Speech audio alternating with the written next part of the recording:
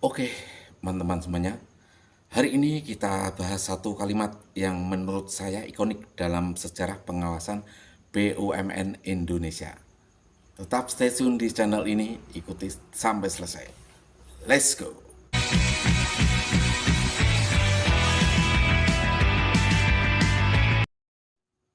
Oke, saya tampilkan cuplikan dari media online.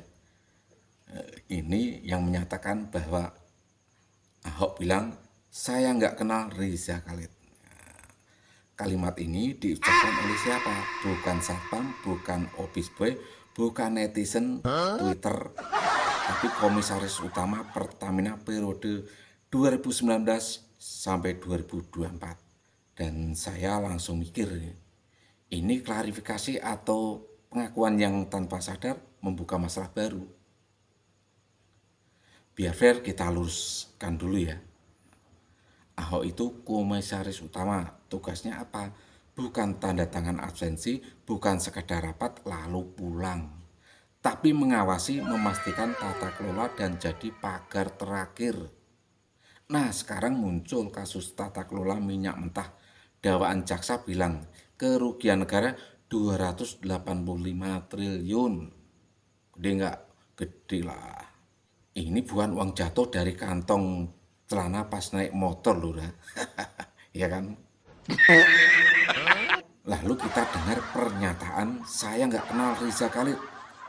Saya baru tahu OTM dari media, gitu kata siapa. Disinilah kita masuk ke logical fallacy kelas berat. Apa saja itu? Yang pertama, evil to ignorant fallacy. Karena saya tidak tahu, maka saya tidak bersalah. Padahal dalam jabatan pengawasan, ketidaktahuan itu bukan pembelaan, tapi pertanyaan. Ibarat satpam bilang maling masuk, wah saya nggak tahu pak.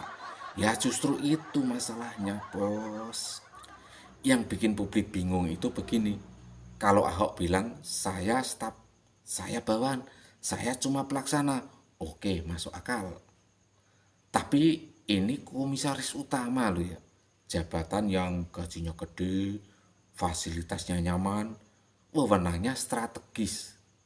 Masa iya fungsi pengawasan kalah cepat sama media online?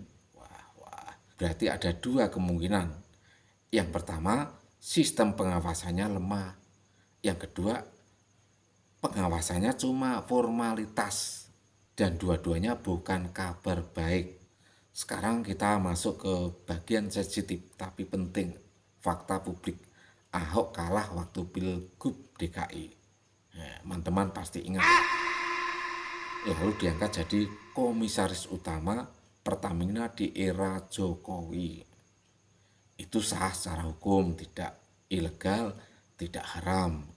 Tapi secara etik dan logika publik, jabatan itu datang dengan tanggung jawab moral ekstra. Masalahnya sekarang kasus besar ini baru terbuka setelah ganti presiden. Lalu Ahok bilang periksa Jokowi dong. Mau tahu buktinya? Ini videonya. Makanya saya selalu bilang sama Pak Jaksa, kenapa saya mau lapor ke Jaksa? Ya. Periksa tuh sekalian BUMN. Periksa tuh presiden bila perlu. Kenapa orang terbaik dicopot? Oke. Ada dua nama, namanya Pak Joko Priyono dan Pak Masud Kamil. Ada masalah nggak dengan dua? Bagi saya dua saudara ini adalah dirut yang terhebat yang Pertamina punya. Ini orang menurut saya adalah orang yang terbaik pengetahuan tentang kilang. Saya pikir BUMN ini keterlaluan. Mencopot orang yang bukan meritokrasi. Nah, ini yang bikin publik garu-garu kepala, heran, campur bingung. Kok bisa ya Ahok seperti itu? Aneh gitu loh. Dia mantan komisaris loh waktu itu, waktu menjabat. Waduh. Ibarat naik kapal pesiar gratis 5 tahun ya kan. Makan buffet tiap hari. Begitu kapal bocor, kaptennya yang salah. Padahal penumpangnya VIP, ikut menikmati fasilitas. Kita lanjut ke logika fallacy tadi. Nah, ini yang kedua, namanya moral high ground fallacy. Merasa paling benar setelah menikmati sistemnya. Kemudian selanjutnya yang ketiga, selective of track. Marahnya datang belakangan pas sudah tidak menjabat. Yang berikutnya, conventional stemming bias. Kenapa kejujuran dan keberanian datangnya setelah jabatan selesai? Waktu menjabat, gimana Pak Ahok? Waduh, santai santun aja. Waduh, santai dan santun gitu loh maksudku. Kalau dulu dibuka itu namanya pahlawan. Kalau sekarang itu namanya klarifikasi yang terlambat atau pahlawan kesiangan. Saya mau tekankan satu hal yang penting. Ini bukan soal kenal atau tidak dengan Riza Khalid ya. Pertanyaan utamanya, apakah sistem pengawasan Pertamina berjalan efektif? Apakah komisaris utama menjalankan fungsi maksimal? Karena dalam jabatan strategis tidak tahu sama dengan kegagalan sistem. Tidak dengar sama dengan kebocoran informasi. Baru tahu dari media, wah itu namanya alarm merah bos. Bahaya. Ini bukan drama, ini pelajaran mahal tentang tata kelola. Jadi teman-teman, yang perlu kita awasi bukan cuma siapa yang paling kuat, siapa paling berpengaruh, tapi siapa paling bertanggung jawab.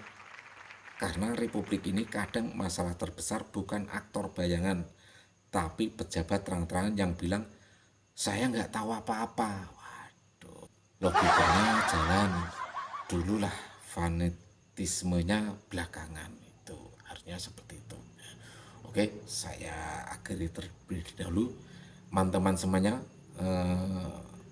saya segera undur diri. Saya Rianto Poplis. Jangan lupa subscribe, like, atau di komen channel saya ini agar ternotifikasi di HP kalian. Terima kasih. Akhir kata, assalamualaikum warahmatullahi wabarakatuh. Merdeka.